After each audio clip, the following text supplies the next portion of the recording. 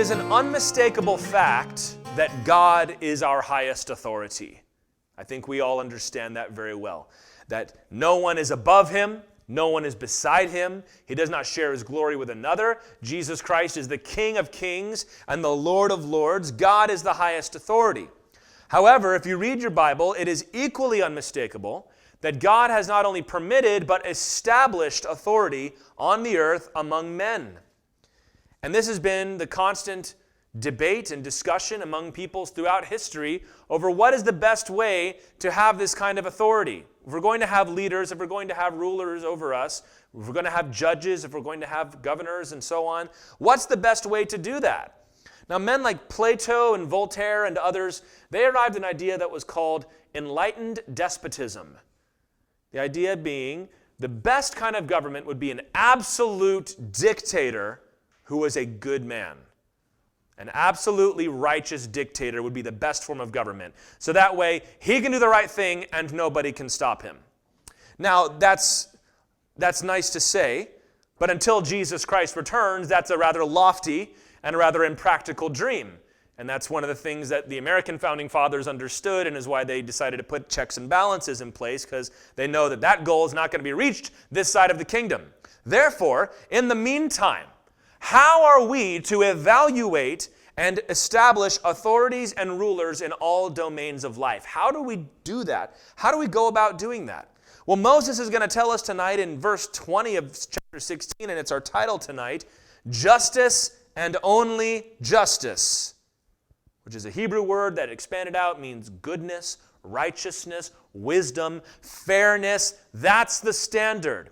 The forms and the procedures of a government or an institution may vary according to the culture and according to the people who are involved, but the principles outlined in Scripture are non-negotiable.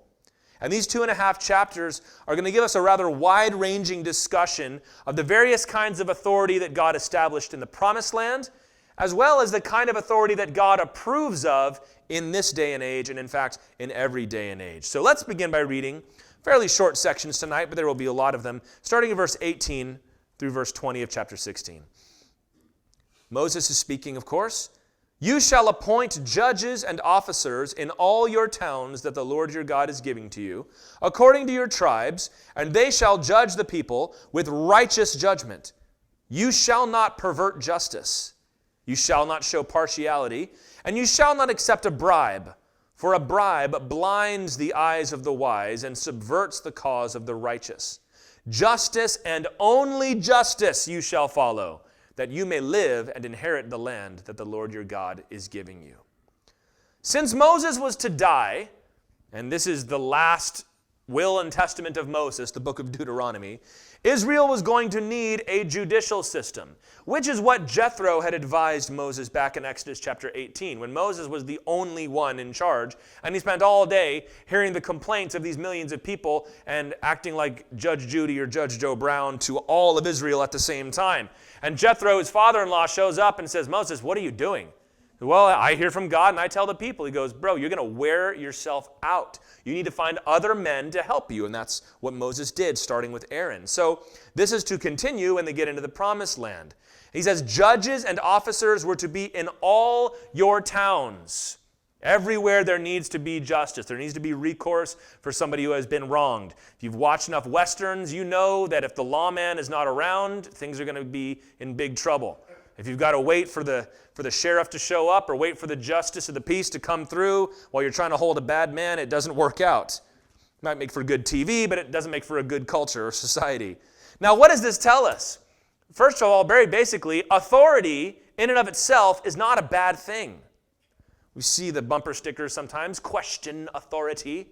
All authority is corrupt. All power is corrupting. We say things like that. They're not Bible verses.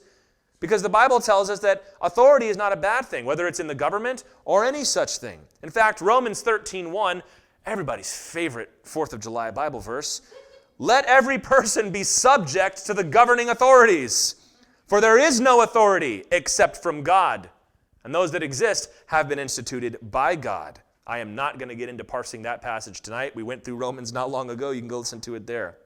What matters more to God than the structure or the system, be it a monarchy, be it a village council or a republic like we have. What matters more than the structure or the system is justice and only justice. In verse 20, that is the same word in Hebrew repeated twice. Tzedek, tzedek. And it means justice. It also means righteousness. Those words are really the same in Hebrew, justice and righteousness. And what do they mean? Well, righteousness at its core, you can hear it in there, means rightness, to do the right thing. Justice is fairness, fundamentally. And we like to take these words and add all kinds of academic speak to them, but we can understand these concepts. They were not to judge people by sight. This guy's ugly and this girl's cute, so I'm going to be nice to her in this case. Or this guy's got money and this guy doesn't, so I'm going to lean towards him. Or I don't like the rich, I prefer the poor people, so I'm going to pick them every time. He says you're not supposed to look at people that way. Never to take a bribe. Never to judge by class or any such thing. Adjusting a system of justice to take in account the flesh is not biblical justice. And this is why various reform efforts, I believe, have been led by Christians. If you look, for example, at the desegregation movement, that was led by reverends and pastors. And why was it so effective? I think because they could stand on the Word of God and say, hey, we got two different laws for two different kinds of people. That's not biblical. But when you get to some of the things that you see around the world, what they say is, we want to just eliminate justice and fairness as a basic standard, and we'll go around and try and put people where they think they ought to be. We will intentionally judge people according to the flesh because we believe we can do it better. But the Lord says, just be fair. Be fair. And when you have a judge like that, when you have a judge who believes in freedom, when you have a judge who believes in righteousness and justice and fairness, it really matters very little what kind of system you're under, doesn't it? If you've got good people in a bad system, it can still work. You might still want to fix it, but this is what God cares about the most. And you know, in our state, meaning Alabama, we get to vote on our judges. That's the part of the ballot every couple of years you just kind of skip over, I don't know any of these people. But that's something that we ought to take a little more seriously, isn't it? We ought to care and find out who these people are that are going to be judging us. Is this somebody that is deserving of that title?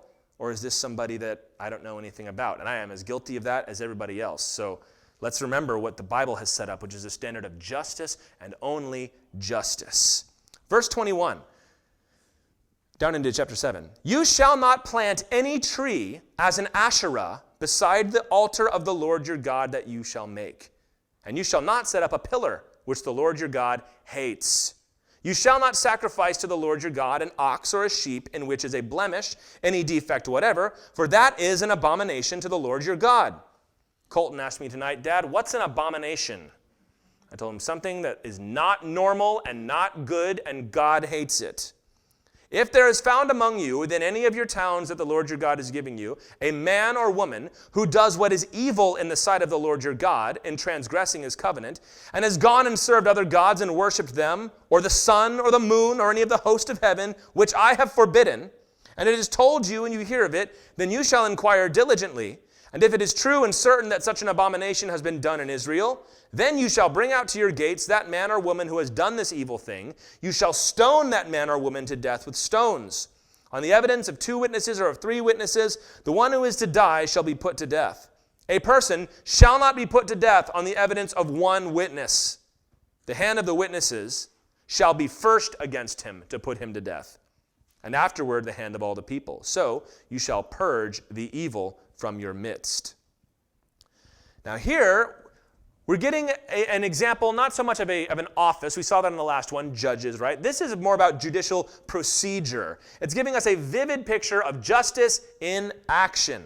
And the example of the offense he gives is anybody who is offering sacrifices to another god or goddess. So we talked about last time, Asherah was a goddess worshipped by the Canaanites. In a grove, you would plant a tree or you would plant a grove of trees, and often you would commit sexual immorality there in honor of the goddess. You shall not set up a pillar. Think Stonehenge here, a standing stone, a memorial in honor of a god of some kind.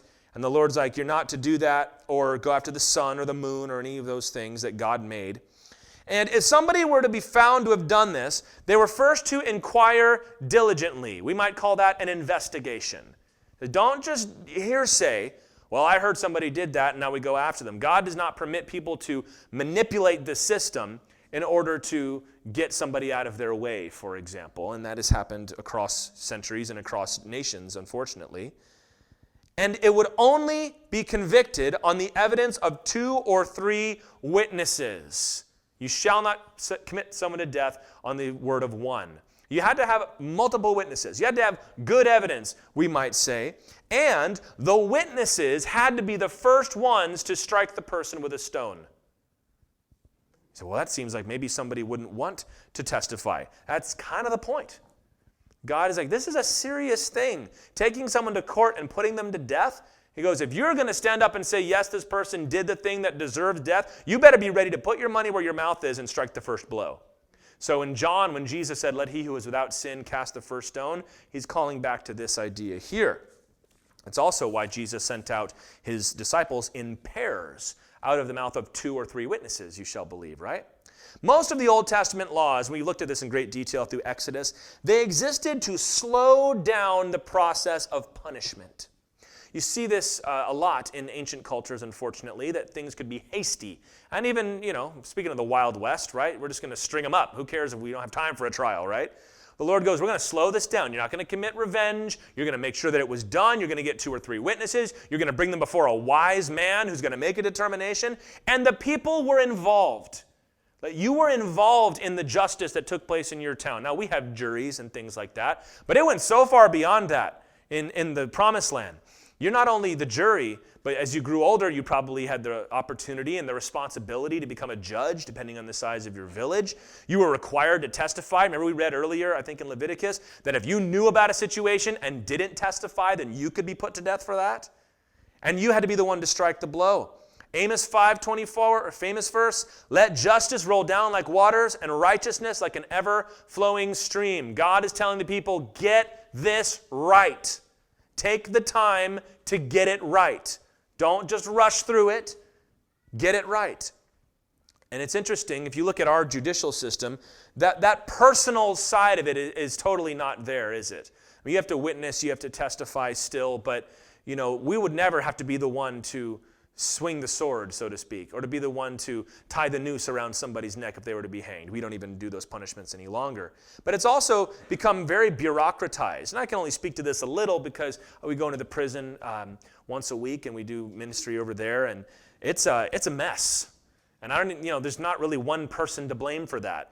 It's just that if I get the stat right, it's something like 140% capacity at, I believe, 50 or 60% staff over at the prison there. So folks, we need to build more prisons. You've probably seen that on the ballot. To which I go, I don't have a problem with that so much, except you can't even staff the ones you have now. So I don't have a solution to this here. I just know that it's not good. And I've seen how guys are crammed into their rooms and things like that. And a big part of the problem is how bureaucratized everything is. There's 1,000 forms to fill out. There's 1,000 different links in the chain of somebody who can say no or somebody who can say yes. The law is a very complicated legal code. And something will not be resolved quickly in all likelihood.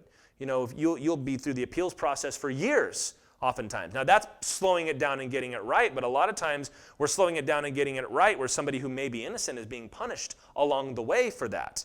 And again, I don't have a lot of specific solutions for you. Do your own homework. But I do think also we have lost sight of the goal that God gave Israel in their judicial system. Why do this? He says it right at the end of verse 7. Purge the evil, or the evil one, from your midst. Now, we don't even like that category any longer, do we? To call something evil. If somebody says something was evil, that's usually like the most sick, gross crime that nobody could ever possibly justify. That's fair too. But the Lord says there's a whole other string of things that I would call evil. And I think, therefore, we stumble. And I think you get such a collision of good intentions and corruption and different opinions of how things should be done. I'm open to the idea of reforming the judicial system, but the standard must always be for those 2 things we've talked about: justice, righteousness, goodness, and also to purge the evil from our midst. That's part of it. And I know that's hard for us to think about. If somebody were to run on a platform like that, they probably wouldn't get very far. But this is what the Word tells us. The Lord goes, I want you to make sure that evil does not find a home among you. Take your time, do it right, but when you're sure, remove it. It's hard to draw comparisons sometimes between the way they did things and the way we do because the times are so different, which is why I like to meditate on these principles and say, are we at least doing this or trying to, without casting shame on the people that are actually in it and trying their best to navigate this thing? Just pray. Just pray that the Lord gives us wisdom. Verse 8, if any case arises requiring decision between one kind of homicide and another, remember they had murder and they had manslaughter and very different penalties for those. One kind of legal right and another, one kind of assault and another. Any case within your towns that is too difficult for you, then you shall arise and go up to the place that the Lord your God will choose. We talked about that little phrase a lot. This is the place God is going to select where the Ark of the Covenant will sit, which would eventually be Jerusalem. You will go there, verse 9, and you shall come to the Levitical priests and to the judge who is in office in those days, and you shall consult them, and they shall declare to you the decision. Then you shall do according to what they declare to you from that place that the Lord will choose. And you shall be careful to do according to all that they direct you. According to the instructions that they give you and according to the decision which they pronounce to you, you shall do. You shall not turn aside from the verdict that they declare to you, either to the right hand or to the left. The man who acts presumptuously by not obeying the priest who stands to minister there before the Lord your God or the judge, that man shall die. So you shall purge the evil from Israel. And all the people shall hear and fear and not act presumptuously again. Moses is establishing here a very basic court of appeals. That if your village elders, your village judges could not handle something, they would go to the priests. He also mentions the judge who is in office there. So Moses apparently is anticipating that the line of him being kind of the guy, followed by Joshua, would continue to some degree or another. So in the book of Judges, we're going to see that various people will judge Israel, Samson, Gideon, and so on. And there would be stretches where there wasn't a judge, but every now and then one would come about. But mostly this is about the priesthood. They were the highest court. The men who stood before the Lord, spending their days meditating on the law and dwelling in God's presence, were the best qualified to decide righteously. And God says, if you go to them and you ask them for help, their word is binding. There's nowhere else to go.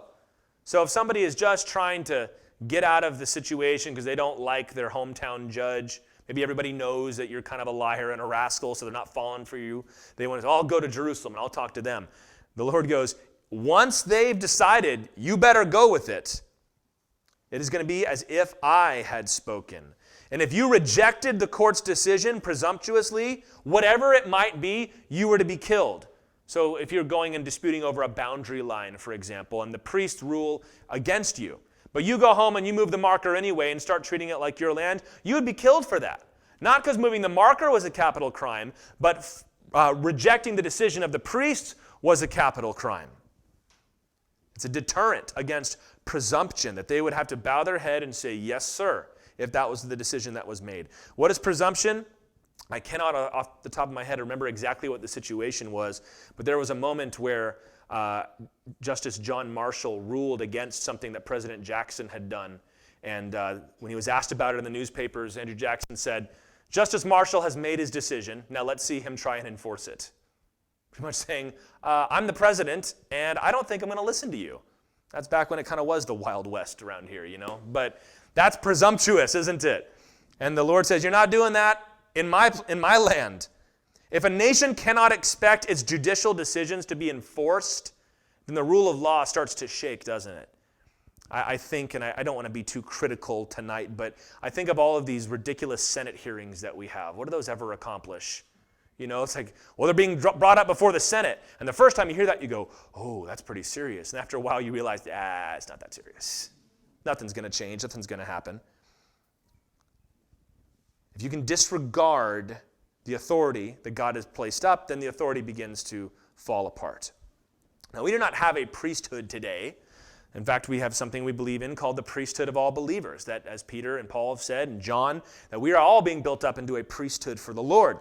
But God has still established authority in the church. And we're speaking about the Levites and the priests here. There is still spiritual authority, and we call them pastors. Some call them bishops. Some call them presbyters or elders. There are various organizational structures. And as an association, Calvary Chapel does not really have a strong opinion on what is the wrong and right way to do that. We ourselves have myself as the senior pastor, and we have a board of elders that helps make decisions. And we have a very harmonious leadership here. We don't fight with each other, and we're blessed because that's not always the case. But it is important to note that God does expect the Christian church to respect the authority he has established. If you look through the book of Acts, Paul went throughout not just planting churches, but setting up authority, sending Titus and Timothy out to establish elders in the churches. So those that want to say, we don't need authority, we'll just get together and read the Bible, man. Well, if you read the Bible long enough, you're going to come across the fact that God has given pastors, teachers, evangelists, and so on to lead his church. And it's a shame, because today's preachers are treated as disposable. If you don't like one, find another one. If you don't like that one, just move on. And if he starts meddling a little bit, or if he starts going over what you think he should, or if you disagree, just move on and find the next one. Pastors sometimes are treated as entertainers. That this is a great, fun, live podcast I get to go listen to once a week. And if you don't like what they say, well, you don't have to listen to them. And they have no knowledge of your life and no authority there. When in fact, God is going to hold your pastor responsible for your soul. That's me. If you consider this to be your home church, we don't have formal membership, but if you say this is my church and that's my pastor, God's going to ask me about you. Like when you're being evaluated at the judgment seat, I'm going to be there. So, all right, the Lord's going to look and he's going to see what you did, and he's going to turn to me and he's going to say, all right, Pastor Tyler, what do you have to say for that? And I'm going to have to answer for you. That's totally biblical. That's one of the reasons James says, not many of y'all should be teachers, because you'll receive a stricter judgment. I'm going to be held responsible for how I've shepherded your soul, and you will be held responsible not only for your soul, but how you submitted to the authority that the Lord placed over you. Hebrews 13:17, obey your leaders and submit to them, for they are keeping watch over your souls, as those who will have to give an account. Let them do this with joy and not with groaning, for that would be of no advantage to you. I love that verse. It's so real. He says, when you show up, don't have your pastor go, oh, not this guy. Oh, not this guy. Because you don't want the Lord on Judgment Day to say, all right, Tyler, now, what do you have to say about him? Well, he's here, Lord. And he says, it'll be of no advantage to you. Obey your leaders and submit to them. This is why pastor teachers are held to such a high standard. Read 1 Timothy chapter 3. Read Titus chapter 1. And he goes through the list of requirements that must be in place for a leader, a pastor, an elder in the church. I do not mind saying this, although it might be uncomfortable personally, that if I'm your pastor, I am an authority over you. And this is why if you come and you ask me questions about your life, I will give you an answer. And if I give you God's answer for that situation, you're expected to obey it. Now, we have great relationships here at this church, and I don't walk around like a tyrant, and I never will. But you do need to recognize that there is a spiritual, biblical truth at work there, and that the relationship of a friend is different from that of a husband and a wife, different from that of a father and his son, different from that of a pastor and those that are under the authority of that pastor. The Reformation put an end to a lot of this, and the Reformation did a lot of good in that department. Because there was a while where, imagine I'm up here saying, I've got salvation, now if you want it, you got to give me some money. Now that's messed up, isn't it? And I think the Lord was more ready to break that problem than to prevent the issue we have now, which is of churches being so fractured that people can just bounce from one to the other. But you still have the word to obey, both inside the church and outside of it. And I do not mind asking you to hold me to the standard of the word, because the minute I start leading off of the standard and authority of the word, I'm the one who's in trouble.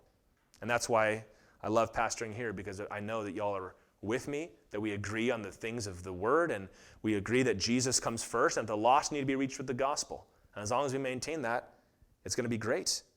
And we're going to have a great time at the judgment seat together. Chapter 17, now verse 14. When you come to the land that the Lord your God is giving you, and you possess it and dwell in it, and then say, I will set a king over me, like all the nations that are around me, you may indeed set a king over you, whom the Lord your God will choose. So you can make the decision, but God goes, I pick the guy. One from among your brothers you shall set as king over you. You may not put a foreigner over you who is not your brother. Only he must not acquire many horses for himself, or cause the people to return to Egypt in order to acquire many horses, since the Lord has said to you, you shall never return that way again. And he shall not acquire many wives for himself, lest his heart turn away, nor shall he acquire for himself excessive silver and gold. And when he sits on the throne of his kingdom, he shall write for himself in a book a copy of this law, approved by the Levitical priests, meaning they're tracking him and making sure he's doing his homework. And it shall be, verse 19, with him, and he shall read in it all the days of his life, that he may learn to fear the Lord his God by keeping all the words of this law and these statutes and doing them, that his heart may not be lifted up above his brothers. Isn't that a great lesson for anybody that would be in a position of king? And that he may not turn aside from the commandment, either to the right hand or to the left, so that he may continue long in his kingdom, he and his children in Israel. This is a fascinating passage, and we will return to it in great detail when we get to 1 Samuel chapter 8, which is when Israel decided to establish the king for themselves. But if you read that story, it's pretty clear they messed up, and the Lord was not happy with them. What was going on is Samuel was the judge at the time. Samuel had two sons who were rotten, dishonest, disgraceful judges. So in 1 Samuel 8, verse 4, all the elders of Israel gathered together and came to Samuel at Ramah and said to him, "Behold, you are old." Let's face it, Samuel. It's time you face the music. And your sons do not walk in your ways. That was probably much harder for him to hear, I would expect. Now appoint for us a king to judge us like all the nations. But the thing displeased Samuel when they said, "Give us a king to judge us." And Samuel prayed to the Lord. And the Lord said to Samuel, "Obey the voice of the people and all that they say to you. For they have not rejected you, but they have rejected me from being king over them." That's such a good lesson, real quick, for spiritual leaders to remember when somebody walks away from the Lord or rejects your teaching as a parent or rejects your instruction as a pastor. They're not rejecting you. They're rejecting the Lord if you are walking in the Lord's ways. Now you read that story, 1 Samuel 8, when Saul was anointed king. They clearly were in the wrong. And the Lord destroys a lot of their harvest to give them a sign that he was not pleased about this. And Samuel gives them a long speech of all the ways that their kings are going to oppress them. And they said, "We want a king anyway." But it's interesting because you go, okay, why is God so angry if he's already told them through Moses in Deuteronomy chapter 17 that they could indeed do this? And without diving into it too far, the best I can tell is Israel's motivation was a profound lack of faith. They had gone without judges before and been just fine. They were putting trust in the institution of the throne. If we have a king, everything will be good. We won't have any troubles anymore. We won't have this weird back and forth. He'll lead the way, and we won't have to worry about him. They said, we need somebody to go before us into war. And they use all this terminology that was used of God in the book of Exodus. And so they were not trying to raise up a king for a good reason. They were trying to raise up a king essentially to say, we'd rather this than the Lord to lead us. So even though they were given permission in Deuteronomy chapter 17, the way they went about it really was not right. And we'll talk about that more when we get to 1st, 2nd Samuel. We who are privileged to vote for our leaders ought to take these instructions pretty seriously. When God's talking about what a king should and shouldn't do, when we every 4 years, every 2 years, if you include Congress, get to talk about and decide who's going to lead us, some of that responsibility falls upon us, not just upon the one who's in charge. Well, he's president. Yeah, well, we bear some responsibility there. That's pretty spread out. There's millions of us, right? But I think you get the point. So let's look at some of these instructions, and most of these are specific to the land of Israel, but you can probably extract some lessons from there. First of all, he says he must not be a foreigner. This is because this is God's chosen people. These are the Israelites. God goes, I'm not letting you put no Philistine as king over you. You say, why would they do that? Well, this is what people have done and do in those kinds of geopolitical games. Somebody says, if I can support Rome to come in and overtake Judah, Judah will be fallen, but I'll have a high position in Rome. That's what Herod's father did when Antipater was his name, when he brought in the Romans to overthrow the Hasmonean kingdom. And so a foreigner, it's a protection against oppression. And even as he talks about going back to Egypt to get horses, right, that dependence on another nation, independence for a nation is a very biblical thing. God goes, you as people and you as leaders have a responsibility to make sure that you are not under the thumb of another nation, whether that's economically, whether that is through actual leadership. The Lord says, you lead and protect your people. And the way you protect your people is making sure that if you're the leader, you're the leader. And even if you've got to stand up independently, at least you're standing independently. Second thing, he gives him 3 things that he must not acquire too much of. First of all is horses. You might go, that's weird. Well, remember, horses at this time are not just, beautiful pets for teenage girls to croon over and braid their manes, right?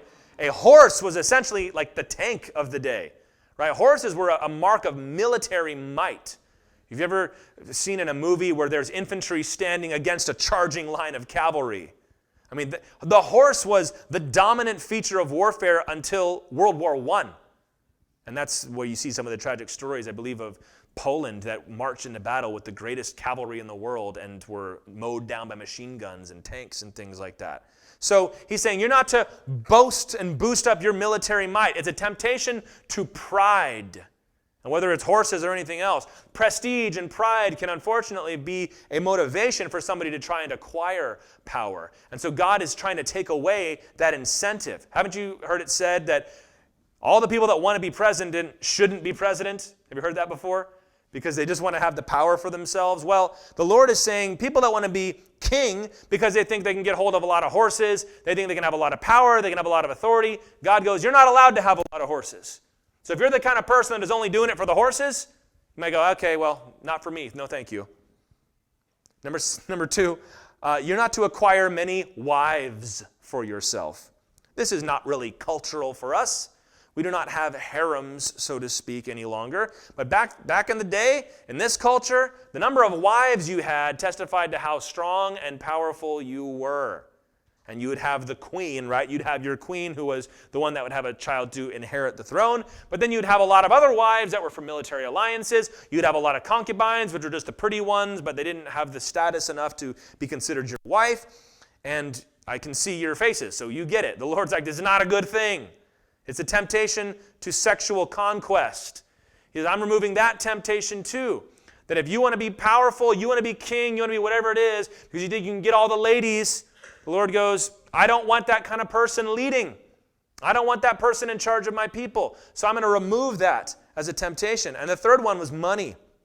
Acquire excessive silver and gold. Temptation to greed. I mean, that's the one we talk about the most, right? Somebody that wants to be in power so they can make money. The Lord goes, well, I'm going to tell you that you're not allowed to have excessive silver and gold if you're going to be king of my promised land. So maybe there'd be one greedy person to say, never mind, I'm moving on. No, thank you. I think these are principles we all can look at.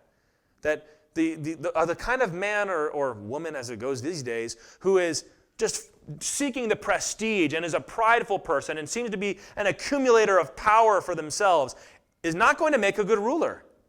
Nor is the person that is so sexually crazed that they have that reputation for being a womanizer, a reputation for being a dominator in that sense. You don't want that kind of person leading.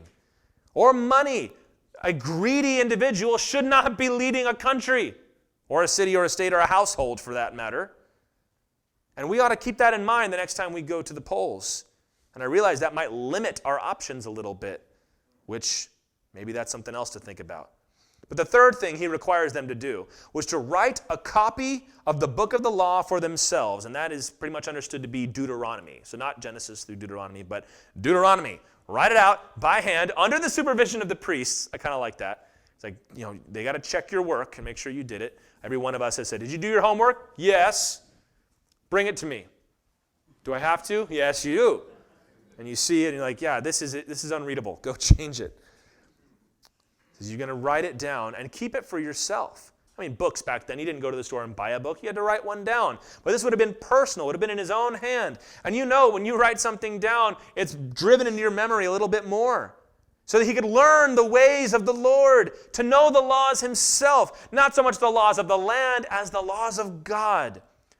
And that's so important. We have many great laws and great rules on the books. And the hard thing is, a lot of times you see somebody abusing their power for one of these reasons, and we say, let's stop it, and you come to find out, well, that's already illegal. They just did it anyway. Because without respect for God's word, all your prohibitions, however good they might be, are going to fail. If the idea of obedience to God doesn't matter to somebody, obedience to men is certainly not going to matter to somebody. I'm the king. I'm the president. I'm a judge. Whatever it might be. I'm powerful. So it doesn't matter what the law says. I'm going to do it myself. So how do we go about this? I'll just give you a piece of advice that I've kind of enjoyed from Dr. Martin Lloyd-Jones, who was a preacher in England. I believe he passed away in the late 60s, maybe early 70s. But he said, was interviewed, and you can probably go look this up, and they said, so what should the evangelical church be doing politically, and what is the best thing that we can do? And that's always the question the world asks us because they don't really care about the rest of it, right? He says the best thing that the evangelical church can do is to not give their support away for free. He says to make somebody that wants to be in power and even doesn't agree with us, make them earn it. Not give anything away saying you can just have this. I think, for example, let me give you an example. It used to be that if you wanted the Christian church to vote for you, you needed to be pro-Israel, you needed to be anti-abortion, you needed to be anti-homosexual agenda, and you needed to believe in religious freedom and all of that. Well, as all of those things have been rolled back, have you noticed that, especially, I'm speaking now mostly of the Republican Party, which is the one that has always gone for the Christian vote for the most part, they've kind of said, well, the gay marriage thing's been passed, so I guess we're for this now. I had a talk with Catlin one day. We were just upset. I'm like, excuse me, I'm not going to vote for that. I don't care. Well, the decision has been made. Not in God's eyes, it hasn't. Don't give your support away to somebody for free just because they're better than the other guy or whatever calculus you might go through. If somebody wants to use the Christian church as a base for their organization, as far as I'm concerned, you better jolly well earn it. Because I would rather just abstain and stay back than put my support and my name, which is also under the authority of Christ, to something that I'm going to regret. So chew on that one. Think about it. I know that there are differences of opinions on that one, but I think at the very least that can be true, right? That he's like, well, we got them. It's like, yeah, no, you don't. No. We are citizens of the kingdom, and that comes first every single time. Can you imagine what would happen? I'm not starting a movement here. I'm just, thinking ideas, right? Can you imagine if all the Christians for Democrat or Republican Party immediately said, we will no longer support either of these parties unless there is an explicit rejection of abortion measures, support for Israel, and opposition to the homosexual agenda? Can you imagine what would happen? And then we meant it, and then November rolled around and we didn't vote? Well, then the other guys would win. Yep, they would. And then you'd have a bunch of people somewhere scrambling in a smoke-filled room saying, what do we do? They were with us. We're not with you. You can be with us if you want. Aren't you guys loyal Americans? We're loyal citizens of the kingdom first. Just consider that. Just pray about that. And I'm sure we'll all arrive at different points along what should and shouldn't be done there. But be firmly convinced in your own mind. And make sure you can stand on the word and say, I'm doing something that I will be willing to look Jesus in the eye and say, I did my best. You can take comfort in the fact that God raises up and puts down rulers. That if somebody's in office, it's because the Lord put him there. And that's hard to swallow, isn't it? But you also need to remember that often God will give us exactly what we ask for, to teach us a lesson or to judge us. So remember that. Chapter 18, verses 1 through 8. The Levitical priests, all the tribe of Levi, shall have no portion or inheritance with Israel. They shall eat the Lord's food offerings as their inheritance. They shall have no inheritance among their brothers. The Lord is their inheritance, as he promised them. Where did he promise them that? At Mount Sinai, when they helped put down the orgiastic worship of the golden calf. Verse 3, and this shall be the priest's due from the people, from those offering a sacrifice, whether an ox or a sheep. They shall give to the priest the shoulder and the 2 cheeks, meaning the haunches, and the stomach. The first fruits of your grain, of your wine, and of your oil, and the first fleece of your sheep you shall give him. For the Lord your God has chosen him out of all your tribes to stand and minister in the name of the Lord, him and his sons for all time. And if a Levite comes from any of your towns out of all Israel where he lives, and he may come when he desires, to the place that the Lord will choose, and ministers in the name of the Lord his God, like all his fellow Levites who stand to minister there before the Lord, then he may have equal portions to eat, besides what he receives from the sale of his patrimony, meaning his inheritance. So this section, we've been, again, talking about authority. We talked about judges, we talked about kings. We're now talking about the Levites and the priests and how they were to be supported by Israel. The Levites would receive no inheritance in the land. So if you look at a map in the back of your Bible of the 12 tribes of Israel, you're not going to see the land for Levi. They were given specific villages inside the various tribal divisions and the surrounding pasture land. But what we're seeing here is that any time they wanted, according to verse 6, they could leave, come to the sanctuary, and be provided for by the offerings there. This was a protection against poverty, first of all, for the Levites, that if the land just isn't bearing its fruit, they didn't really have the opportunity to spread out and go farther and range and build a homestead or whatever you want to say. So if they needed to come and be protected from poverty by participating in the consumption of the tithes and the offerings, yes, they could do that. Or perhaps, as we see later in history, in New Testament times, when they would be on shift, the Levites would go in shifts, and the priests would go in shifts to come and serve in the sanctuary. How are they going to be fed? They'd be fed through the tithes and the offerings there. You see this with Zacharias in the book of Luke, that Zacharias, it was his shift to go and burn incense in the temple. So what were they to receive? They'd receive the shoulders, they'd receive the rump meat and the stomach, or we'd call it the flank these days, of all the animals that were brought in, as well as the tithes of wine and grain and so on. Because what was the Levites' primary job? They were on guard duty. Do you remember this? Their job was to wear a sword and stand there and protect the tabernacle. We saw this back in Exodus, that when the tribes moved out, the Levites would stay there. Their job was to guard the sanctuary, make sure nobody got to it. When they organized the camp, the Levites were in that inner ring around the tabernacle. If you do not believe in God, you are going to be stingy with your tithes. If not, it is a joy to you. If you don't believe that the Levites were really called of the Lord, or the priests were doing legitimate work, you might see that as a big old scam. Or you might even see it as oppression. They don't even get to have land in this nation. That's not fair. But if you believe that this is real, then man, oh man, it's great. God has provided for his people so that they can full-time serve him. If you believe in the Lord, your tithing is a joy to you. And this continues into the New Testament under the new dispensation. 1 Timothy 5, 17 through 18. The book of 1 Timothy could be subtitled, How to Run a Church. He says, Let the elders who rule well be considered worthy of double honor, especially those who labor in preaching and teaching. For the scripture says, You shall not muzzle an ox when it treads out the grain, and the laborer deserves his wages. So Paul is saying that when you, Timothy, are setting up churches and appointing elders, and you appoint teachers, I can testify, teaching the word is a lot of work. There's a lot of study, there's a lot of planning, there's a lot of prayer that goes into it. And so Paul says in the church, the people that do that deserve to be supported financially by the church. Because all your elders and your leaders should be financially supported. First, though, the ones that teach. And that is the example that we have followed here. The only one right now who is financially supported by the church is myself. And I spend most of my time studying and ministering in the Word. Because that's exactly what the Bible says. So there are those, it's just a big scam to give preachers money. They only work one day a week. Well, if they do, they're doing it wrong, I'll tell you that. Just so you know that whenever pastors get together, that's like the first joke that somebody always tells. Well, I thought you only worked one day a week. Ha, ha, ha, and you golf the other 4, right? It's like, well, no. Just for your own sake and my own accountability's sake, I do my best to work very hard here. Make sure that I'm putting in my hours and that I work longer than I normally would work at another job. And I've had several sit-downs from my wife saying, you need to take a break, Tyler. Or she'll say, you need to take a Sabbath, Tyler, which is that now it's spiritual and I have to listen.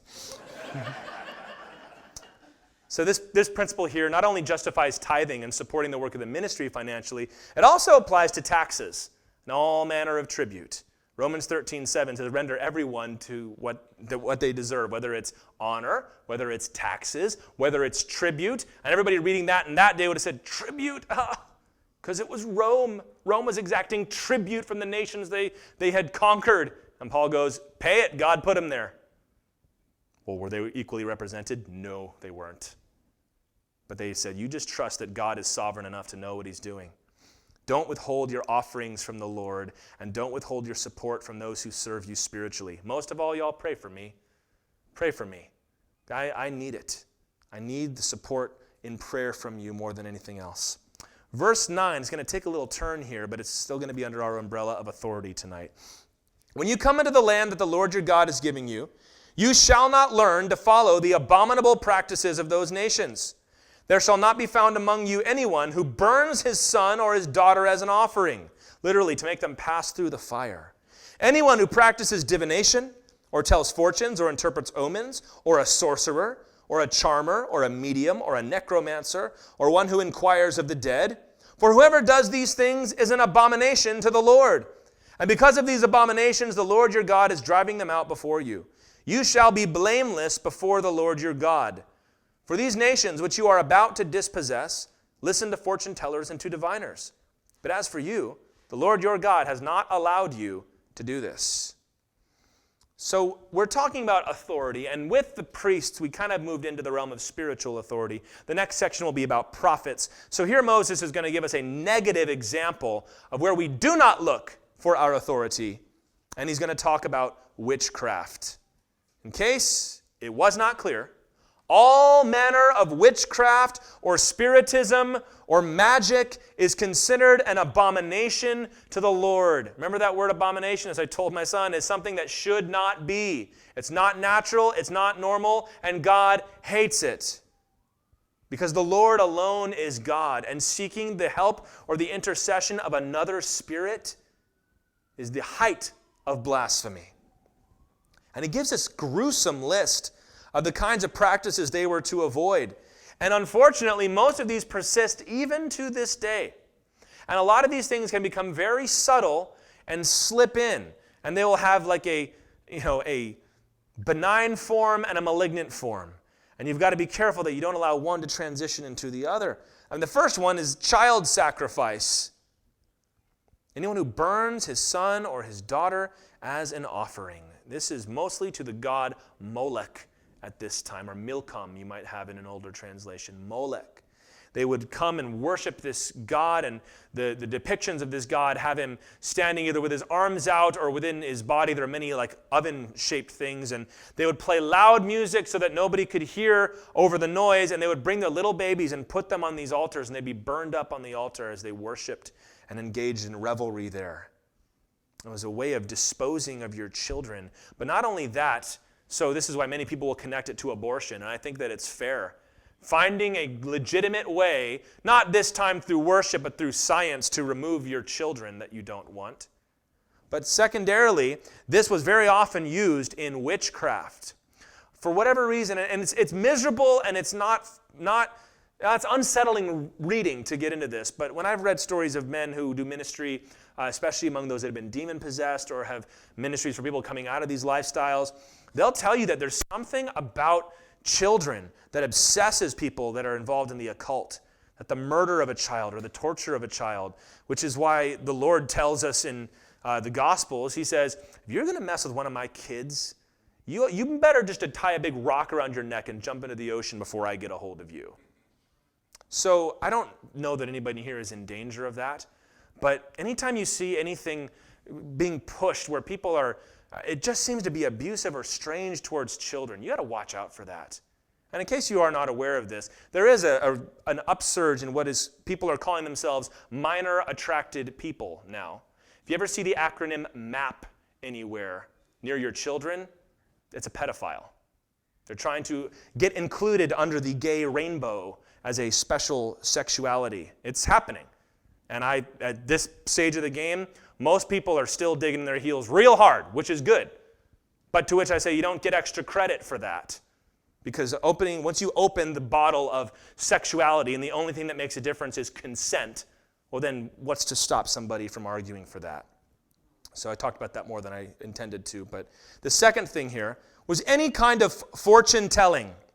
Divination, it means to divine the truth, right? To divine. It's got the word divine in it, meaning to inquire of a spirit, or tells fortunes or interprets omens.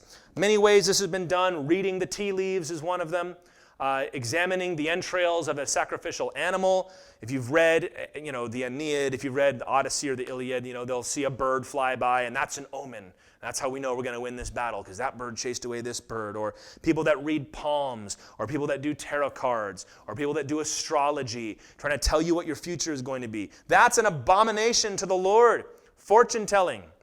I was very disappointed to read in the official biography of Ronald Reagan that was written a few years ago that Nancy Reagan scheduled all of his appointments after consulting her astrologer.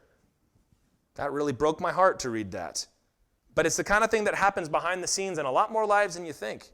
Fortune telling is a no-go.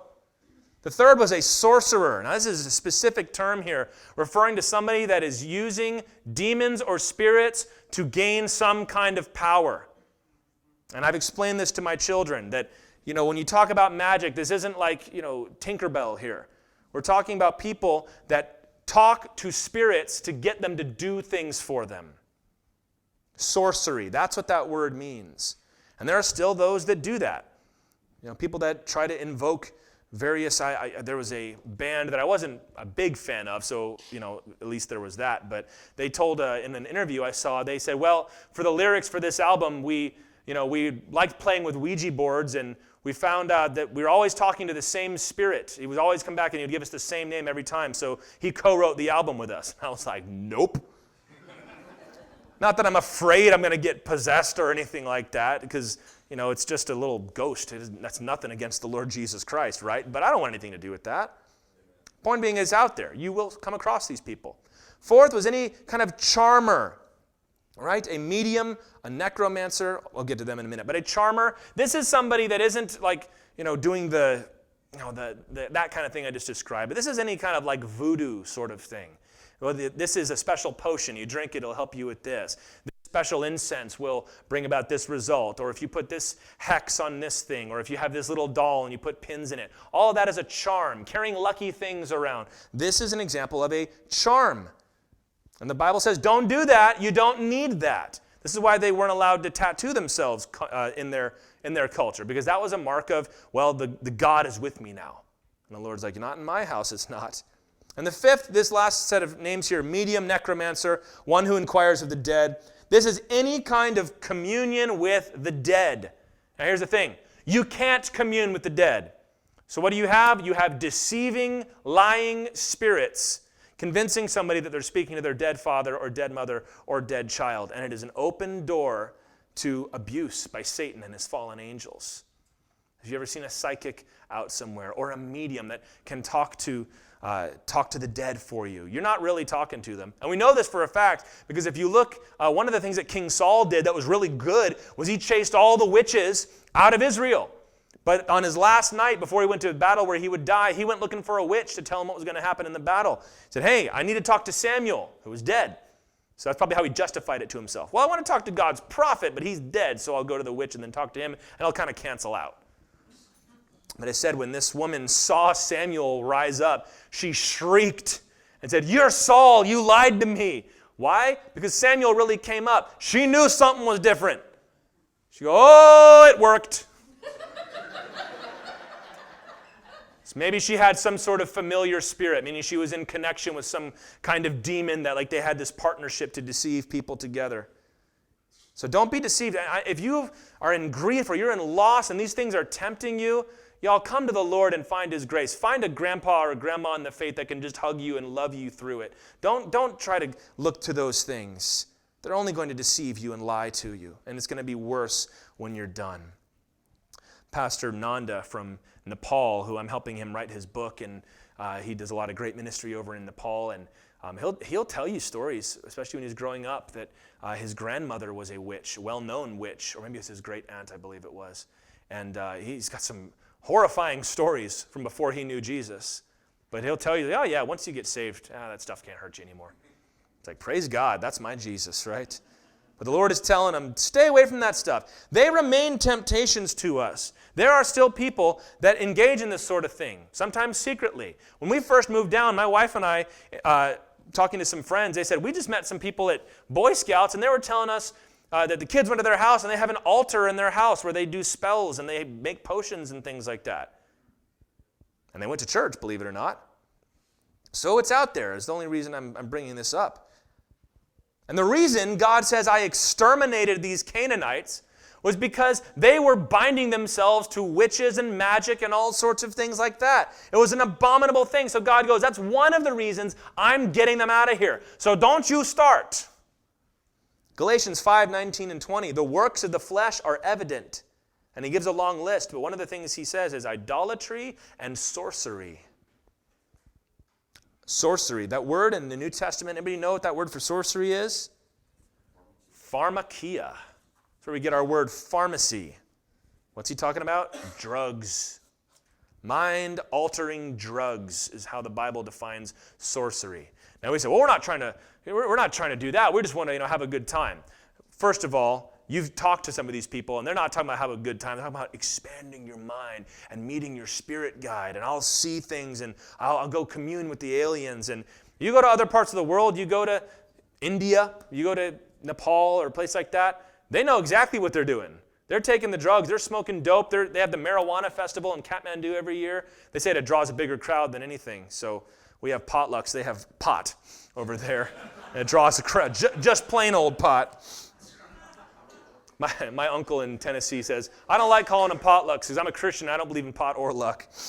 But the whole thing is we're going to have communion with the spirit world this way. The way the Native Americans would take peyote or any such thing. It was a way to commune with demons. And if you hear these people that talk about, oh yeah, when I dropped acid, when I took DMT or LSD, whatever it is, they all have these experiences where there were these beings that I saw that were talking to me and speaking things to me. It's like, bro, you don't want to touch that stuff. If you want power, if you want knowledge, if you want an expanded mind, go get it freely from the triune God of the universe. He didn't make you bleed for it. He bled himself so that you could come to him. He doesn't want to possess your spirit. He wants to revive and regenerate your spirit. He wants to teach you these things through the slow process of sanctification so that you have earned this, so to speak, that you've matured along with it. The devil loves to offer us a shortcut to knowledge. That's the first temptation the devil gives, isn't it? Going all the way back to the garden. And these things, witchcraft was a capital crime. Why? Because it enslaves people to the devil and his fallen angels. These things are real, guys. I mean that when I say that, the devil is real. Demons are real. These things happen. And the Bible says, I don't want you messing with that stuff. Come to the Lord. If you feel dry spiritually, don't look at the devil's shortcuts. Dive deeper into the Spirit. Get into the Word, which is living and active. Pray, like really pray this time. Fast for a while. Find books written by great men of God that themselves had a profound relationship with the Lord. Serve in the church. Evangelize. Go on a missions trip if you feel dry. Don't be tempted by these other things. There are lots of forms of socially acceptable spiritism. I've already mentioned astrology, right? Which thankfully most of us think that's pretty stupid, because it is stupid. The Bible makes an awful lot of fun of that, by the way. Just read Isaiah, Jeremiah, Ezekiel. But I mean, every time we do one of the festivals at downtown, there's always somebody out there reading tarot cards or reading palms or a psychic. You turn on the radio in the middle of the night, there's somebody saying, hey, call and I'll talk to your dead mother for you. Even I'll say this, and there is a very important difference to be made here, but I do want to make the point. A lot of entertainment involves fantasy of some kind, meaning magic, meaning, things along those lines. I will doggedly stand on the line and saying, watching Snow White and the Seven Dwarfs is not the same thing as engaging in witchcraft. However, there are those who can handle the difference there, Romans 14, that can see that and go, it's not real, it's just a movie. And there are other people that see that and are attracted to it and say, maybe there's something to this. Just as, to use another New Testament example, there are some for whom one drink is enough. There are others who just can't have one, but are going to go excessive with it. And this is what we call liberty and conscience according to the New Testament. So even if you have the liberty to watch Lord of the Rings or whatever it might be, probably a pretty tame example on purpose there, but just check yourself every now and then. Am I becoming fascinated by these things, or is it still just a story? Because the minute it changes, you need to take a break. That's all I'll say about that. Verse 15. The Lord your God will raise up for you a prophet like me, said Moses, from among you, from your brothers. It is to him you shall listen. Just as you desired of the Lord your God at Horeb on the day of the assembly, when you said, let me not hear again the voice of the Lord my God, or see this great fire anymore, lest I die. The Lord said to me, they are right in what they have spoken. This is back in Exodus 19. I will raise up for them a prophet like you from among their brothers. And I will put my words in his mouth, and he shall speak to them all that I command him. And whoever will not listen to my words that he shall speak in my name, I myself will require it of him. But the prophet who presumes to speak a word in my name that I have not commanded him to speak, or who speaks in the name of other gods, that same prophet shall die. And if you say in your heart, how may we know the word that the Lord has not spoken? When a prophet speaks in the name of the Lord, if the word does not come to pass or come true, that is a word the Lord has not spoken. The prophet has spoken it presumptuously. You need not be afraid of him. Why would you be afraid? Oh, the Lord shall smite thee for not subscribing to my podcast, thou sinner. They're out there. You know they're out there. The final bit of authority we look at here, and I realize time is getting away from us, but is that of a prophet. Specifically the capital P, prophet, who is to come.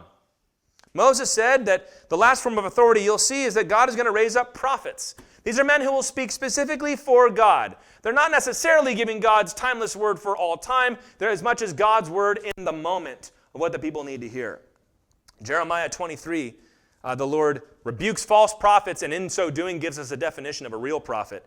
He says, I did not send the prophets, yet they ran.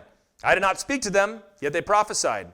But if they had stood in my counsel, then they would have proclaimed my words to my people, and they would have turned them away from their evil way and from the evil of their deeds. A prophet is one who stands in God's counsel. It's pretty cool, isn't it? God raises up prophets. He always has. And when they speak, it is as the Lord himself is speaking. That doesn't make the prophet infallible. That means inasmuch as they are speaking God's word, that is binding and authoritative. A false prophet, therefore, was to be put to death for daring to fake it. Muhammad. The Bible is filled with prophets. Sometimes you see them in large groups. Elisha had a little seminary of prophets. Sometimes you see outstanding individuals like Elijah or Elisha or Gad or Nathan or the prophetess Huldah who prophesied to Josiah. And then you had above that a class of what we call writing prophets. These are a very small number of the group of prophets that wrote scripture down. Daniel, Ezekiel, Hosea, Nahum, Malachi, and so on. In the New Testament, we are told that the Holy Spirit would increase the number of prophets. Acts chapter 2, I'll pour out my Holy Spirit on all flesh, and your sons and daughters shall dream dreams and prophesy. And Paul tells us in 1 Corinthians 14 that we ought to desire prophecy as a gift. But he also tells us how to properly evaluate it. In the New Testament, because more of us are given us this gift, the New Testament tells us to be humble when we present these things and to have the church, especially the elders, weigh these things to be sure they are of the Lord. 1 John 4:1 says, Beloved, do not believe every spirit, but test the spirits to see whether they are from God, for many false prophets have gone out into the world. In fact, if Jesus or the Lord says through Moses, if anybody was speaking in the name of another God, not Jesus Christ, or shall we say not the Lord himself, put him to death. I don't care what they prophesied. I don't care if it came true. Which is why I really am cagey about these guys now that are trying to speak to religion, and they're trying to use the Bible, but they're also trying to use the myths from all around the world. Guys like Joseph Campbell or Carl Jung or Jordan Peterson. It's like, don't prophesy to me in the name of anything other than Jesus Christ. I don't care if it's wise. I don't care if it's smart. I don't care if it kind of lines up with this thing. If it's not Jesus, I don't want it. And that is because prophecy found its ultimate completion in Jesus Christ. This prophecy that he gave, I'm going to raise up a prophet. There were a lot of little p prophets building up to the ultimate, consummate prophet, Jesus himself. In Christ, God's word was not only spoken, it was made flesh. He was walking and dwelling among us. And it's the testimony of Jesus by which we will be judged on that final day. That's the only question. It's a one-question exam to get into heaven. What did you do with my son, Jesus Christ? Well, would you want to see my resume? No, I'm really only interested in that one question. You ever show up to an interview and you've got your resume and they don't really want to look at it? I really want to get to know you a little bit. Only one question. Have you put your faith in my Lord and my son, Jesus Christ? So you've seen in this chapter here the establishment of authority according to the principle of justice, only justice. And Jesus Christ is the fulfillment of all these things. He is judge, he is priest, he is prophet, he is king. He meets the qualifications of justice and righteousness, not just because he was perfect in and of himself, but because he allowed the justice of God to be perfectly executed on his own shoulders so that he could offer us mercy freely. And someday he will come and establish that enlightened despotism that the rest of the world has been waiting for, and he'll rule the nations with a rod of righteous iron. If you've not submitted yourself to the authority of Jesus Christ, bowed the knee to the conquering Jesus, today's got to be your day because you might not get another chance. And for the rest of us here who are disciples of Jesus, remain submitted to his authority. Don't just name his name, do what he said, including in the way you treat other authorities and how you pursue your own life as well. Our word for tonight is justice and only justice.